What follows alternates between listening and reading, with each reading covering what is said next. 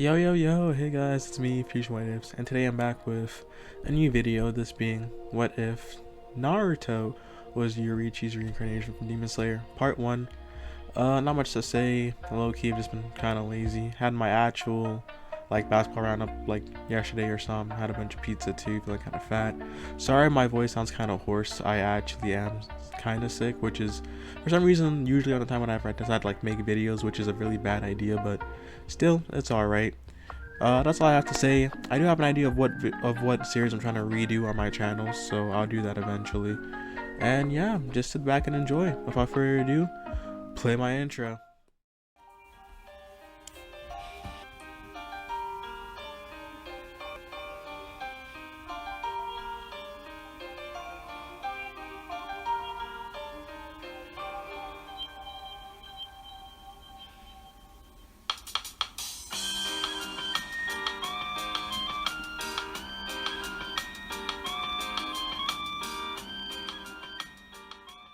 Alright, with that all said and done, let's get straight into it. We have Naruto being born the same way as in canon, but in this one, I'm going to say his yellow hair would end up fading into red tips. This is going to be a result of a more dominant Uzumaki heritage because I'm going to give them a little bit more backstory in this one. Because even though the Uzumakis are pretty, they are pretty decently explained in the actual series, there's still a bunch of stuff that isn't really talked about. So I feel like there's a lot of potential there, which is gonna lie with how Naruto against sun breathing and stuff and other things of that sort. But anyways, that would be the only real change in Naruto's birth, honestly. And we would have 5 years go by, right?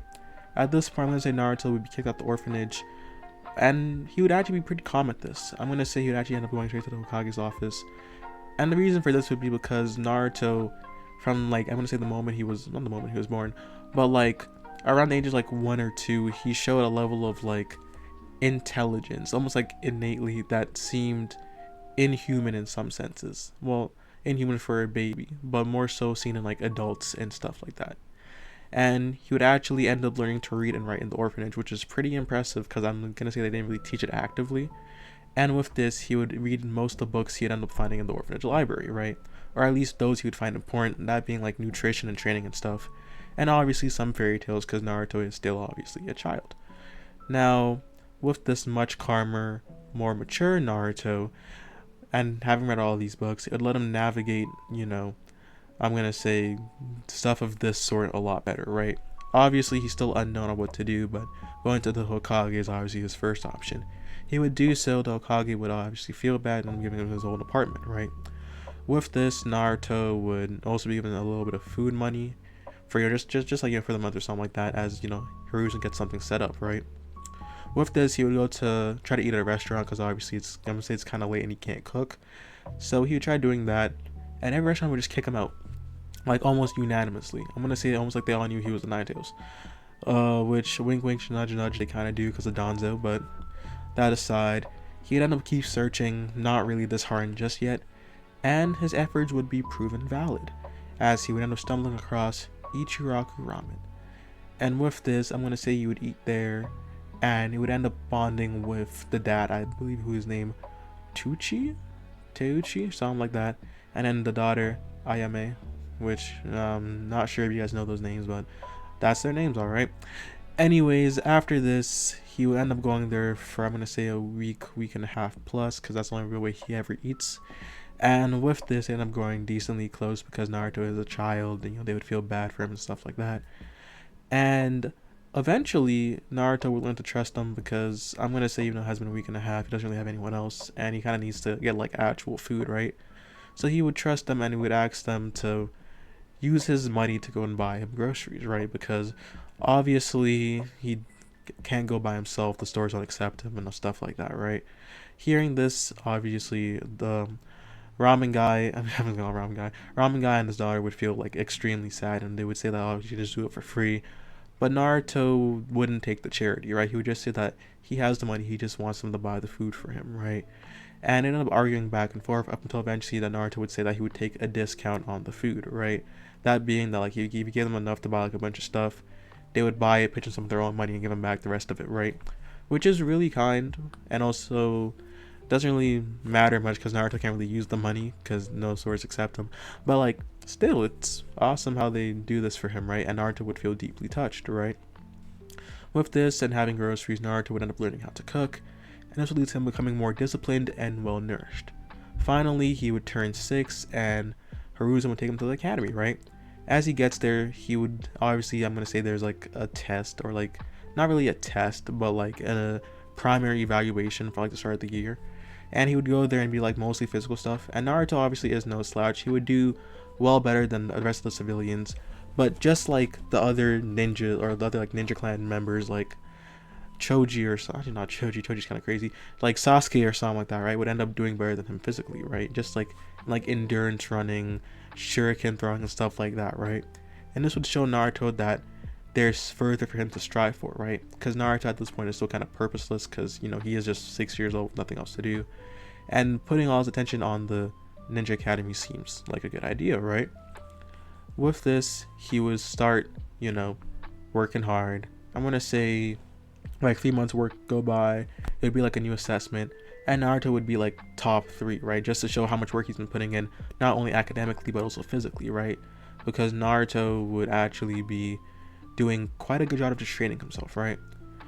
Now, this will keep on going on for a while, up until one day during, I'm going to say, his bi-monthly meetings, which sounds terribly bad, but is very true, right? Because Naruto would be harmed a lot by the villagers, right?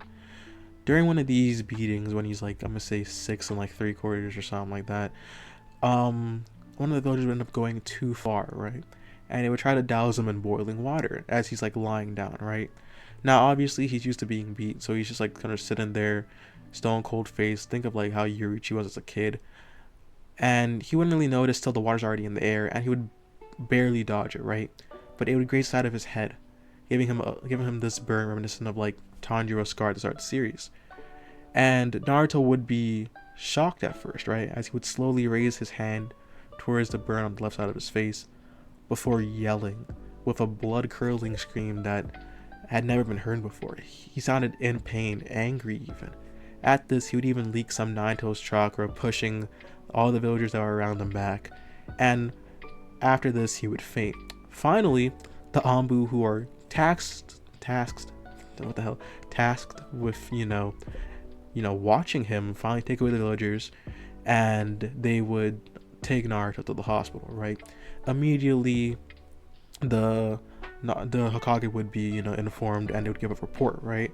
And this would honestly scare all of them, right? Because the last time Naruto even showed something like some sort of an emotion that wasn't like just like this calmness was when he was like a baby, like baby Naruto before the age of 1, when he was like crying for food or something like that, right?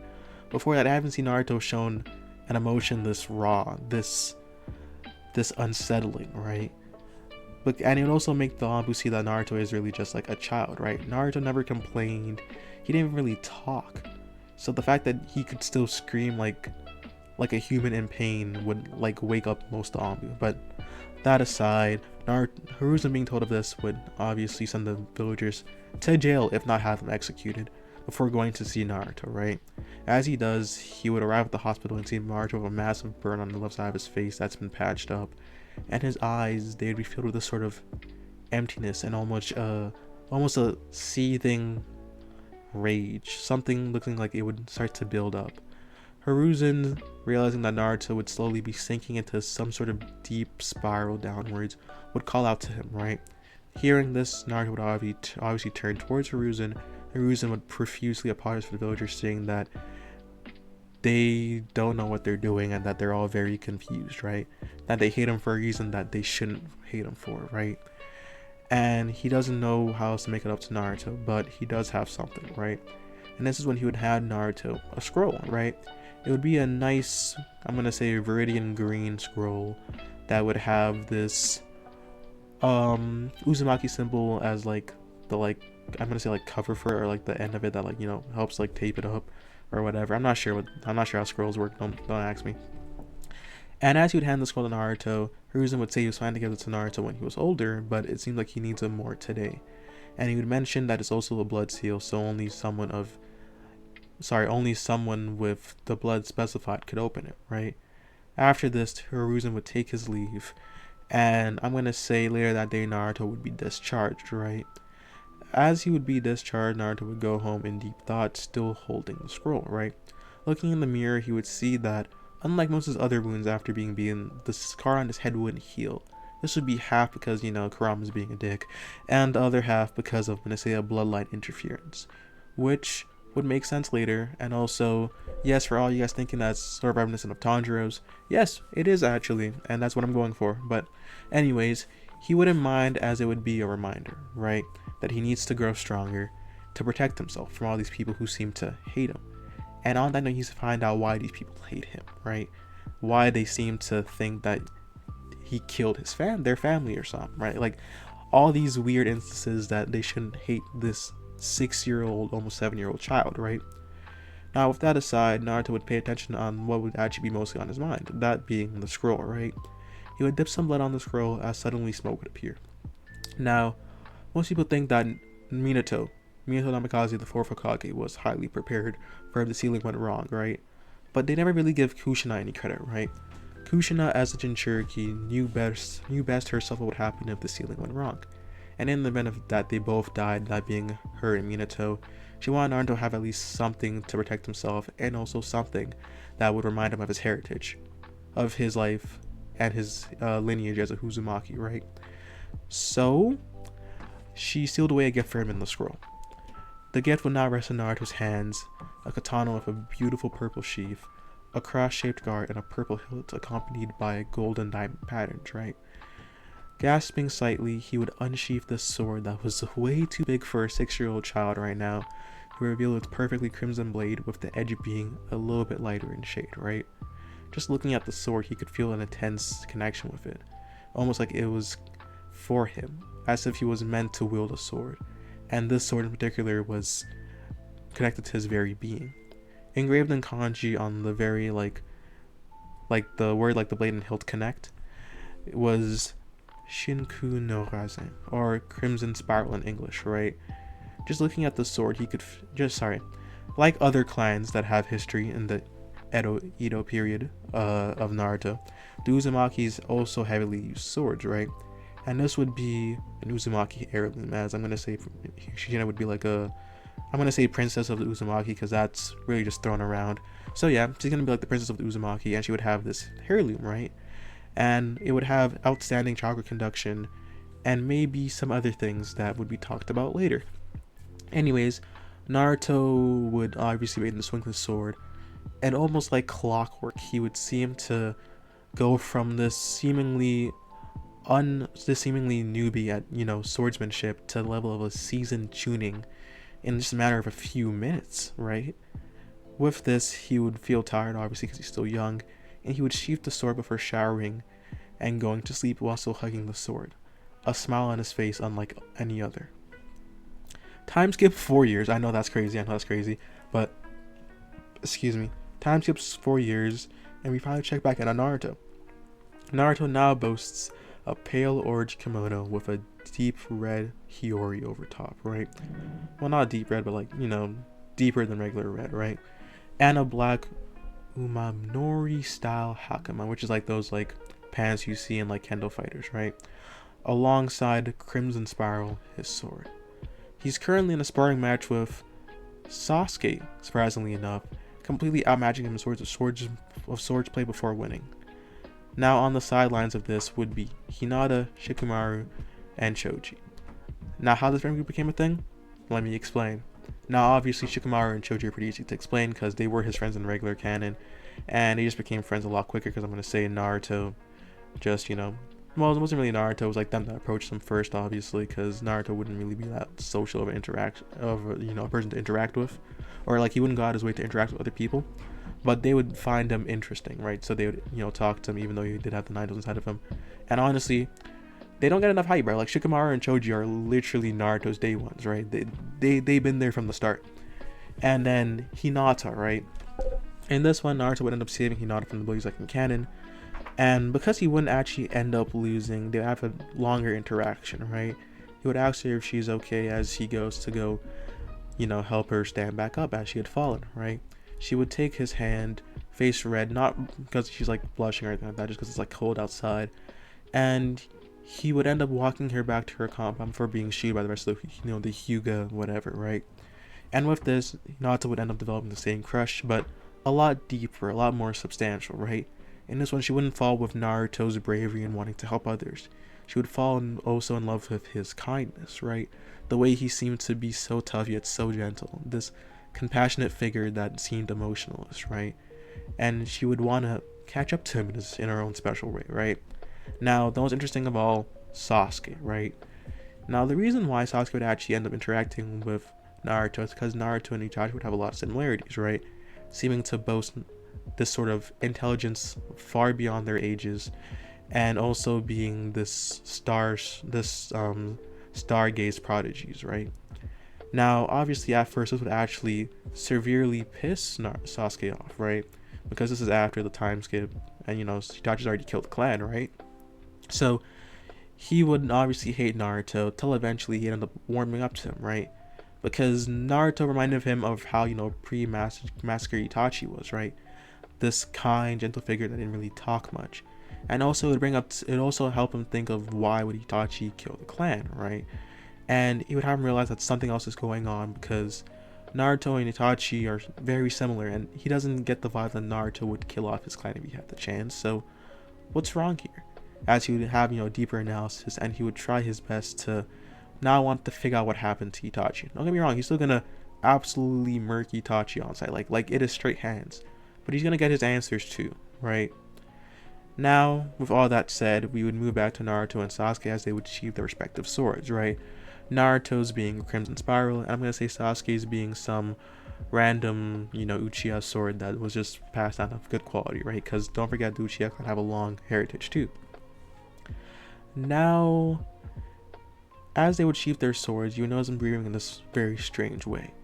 Naruto, even as a prodigy at swordsmanship and chakra control, had nothing else. That was it, just swordsmanship and chakra control, right? This would lead to him creating the breathing styles, right?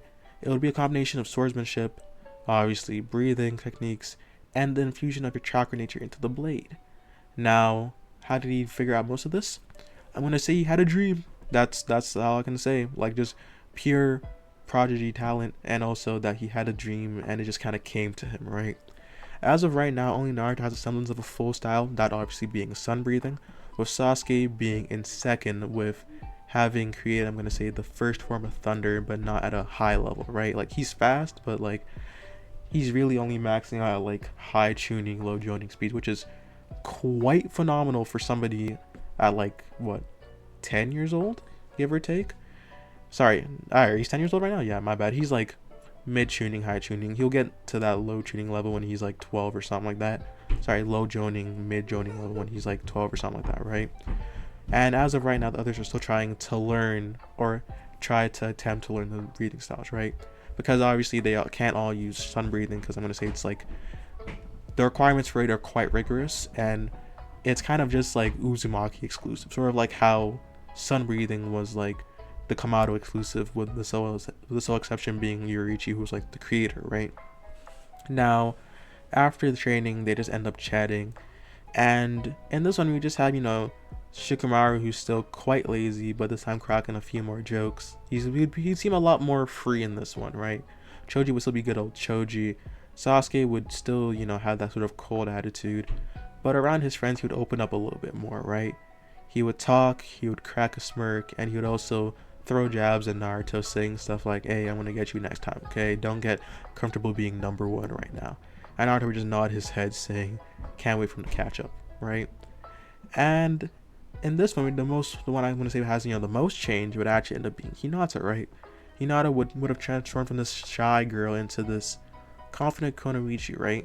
And she would boast pretty decent strength herself, being, I'm gonna say high joining level, right? Which is quite impressive for somebody at the age of 10, and also for Hinata generally, because she does have potential, but she's not on the level of some of the others, like obviously Naruto and Sasuke, right? Now after this, Naruto would look up, and he would crack a soft smile, right? A sort of prayer that the future would hold these things that he has now, these joys and the peace. We'd now time skip 2 more years, and we'd have an older looking Naruto taking the joining exams, and joining exam, what? The getting exams, the getting test, right? And passing with ease, right? As he would tie the headband around his arm, and he would celebrate with Iruka, right? They would both cheer as he would, get, well, they wouldn't both cheer. Iruka would cheer, but he would just nod his head and, obviously crack that small smile he usually does, the one that seems so vibrant. And then he would just walk out before heading out with his friends, right? But before he can fully leave, he would end up being called back by Mizuki, saying that he has a super secret assignment, right? And it's gonna actually help him go up the ranks even quicker, right? Naruto obviously isn't really intrigued, but he would be concerned about what Mizuki was talking about, right? So he obviously listen to him, right? Or like hear him out. And this is how Mizuki would say that for a super secret assignment that boosts him up to tuning, he would actually have to select the scroll of sealing, right? Now hearing this, he would immediately know that he's lying, but like he's interested in where this is going, right? And obviously he has thoughts that Mizuki might be a traitor. So he wouldn't agree, but before he ended up leaving, he ended up celebrating with his group for all passing at Ichiraku Ramen. And, he'd end up talking to them a little bit. And when I say he walks, out of home because they are kind of close. He's been doing that for years now. And as he would do so, he would finally decide it's time to steal the scroll, right? Now, he would go to the Hokage's office. He would obviously be sneaking and obviously like that. And he would get into office with ease. A little bit too much ease. Almost instantly, he would realize that Hiruzen definitely knows he's here. And with that, he wouldn't even worry all that much, and he would just kind of escape, right? Originally, his plan was to get in there and be like, Grandpa Hiruzen, he's trying to steal the scroll. Let's see where this goes. And you're just like, hopefully, Hiruzen like just hands him the scroll to like play us out. But like, he's just not here. So he'll just see how it goes himself, right? While waiting with the scroll, Naruto decides taking a little peek wouldn't be too bad, right? Like, he has to at least learn something from the scroll, or else he's going to seem suspicious to Mizuki. So he'd open up a little bit, and he would only really learn 2 things. That being the Shadow Clone Jutsu, and he would be able to memorize the jutsu of a certain 4th Hokage before closing it, right? Now, eventually we would have Iruka appearing, and before he can even scold Naruto ended up telling him that, I know I have the scroll of sealing, and that's, a crime and stuff, but trust me. Okay, I have a feeling something bad's gonna happen. Obviously, it wouldn't be said in all those words, but he would like convey that message, right? Now, Iruka would actually trust him pretty easily, right? Because he was still connected to Naruto in this one, just not the same way he did in canon, right?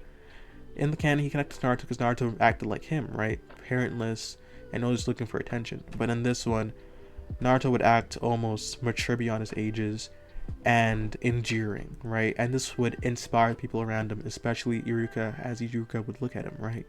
He would see the makings of a great Hokage in Naruto, so he would end up trusting him. Eventually, Mizuki appears and asks for the scroll. Obviously, he's denied, and he throws the Demon Shuriken directly at Naruto, but it's cut in half as Naruto would use, a regular strike to just separate the Demon Shuriken, right?